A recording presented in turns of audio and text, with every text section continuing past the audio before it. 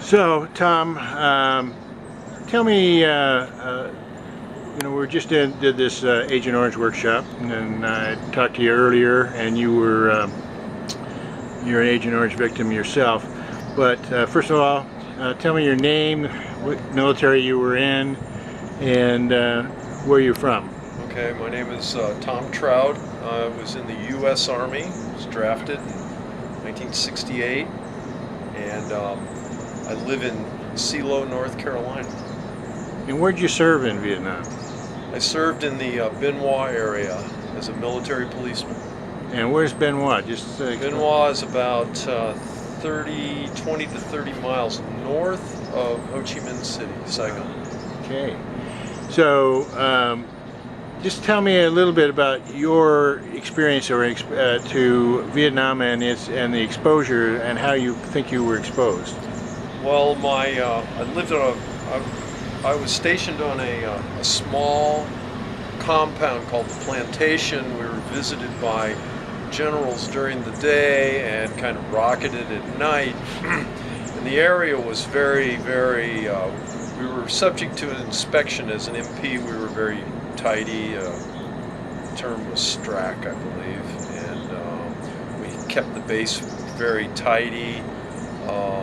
We had EM clubs and PXs where there weren't any, and so we had a lot of soldiers coming on. So it had to look really nice, and we were maybe 2 miles from Benoit Air Base, so we were very, very well positioned to receive a lot of Agent Orange around our perimeter. Mm-hmm. And my hooch was right on the perimeter, and basically we could step out the back and there was the defoliant.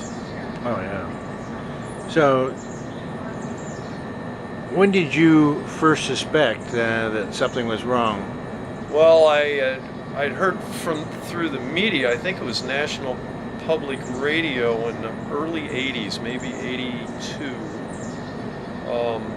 that this herbicide was becoming a problem with vets, and so the VA was doing a Agent Orange registry. So I went to the VA, knowing that I'd been exposed to the substance, and registered.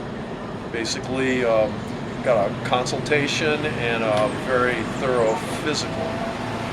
Was about a 4-hour physical, or? No, I don't know how long it was. I can't remember. Yeah. But it was a chest X-ray and blood test, etc. So it was a little bit more in depth than the physicals I received at the VA. Since dioxin is stored in the fat, do they measure the fat, or? No, I don't think it was anything extremely specific like that. I think they're mainly, it was a chest X-ray, and blood work. And they also wanted to know my psychological, how I was, if I wanted to hurt myself or other people. This is a standard question that has been asked every time you walk in the VA door. So that was my first introduction to the VA medical facility in Asheville. And what do you think that registry was supposed to do?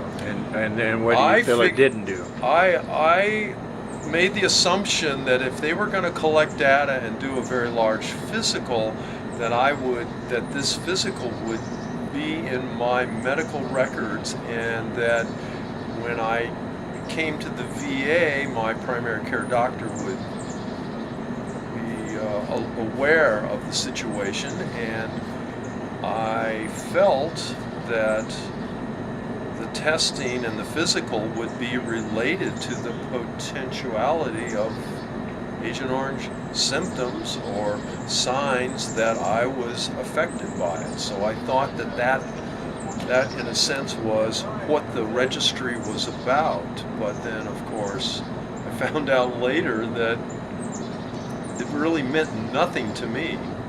And whatever the VA did with the information, I had no idea. But as my physicians retired in public life, I decided that I would go to the VA because of my Agent Orange exposure, because the VA seemed to be interested in taking care of me, and the physicians that I talked to in the registry said, we are here to take care of you. We are going to do all that we humanly can possibly do to see that you are taken care of. And so in '05, my doctor retired, and I went to the VA for primary care and received an annual physical, which I felt was very complete. And I did that for 10 years. '05, well, let's see, '05 till the present. Stop now.